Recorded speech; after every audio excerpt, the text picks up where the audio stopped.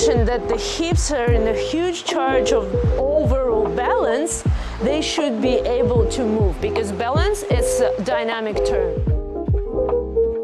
This is basically the only spot where I can operate the board and it's stable.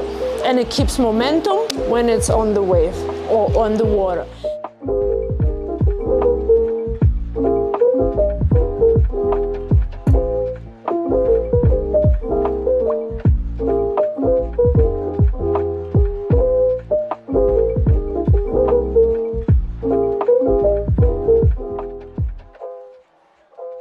Look forward or where you want to go. Yes, here we go. At least horizontal, yeah? Or even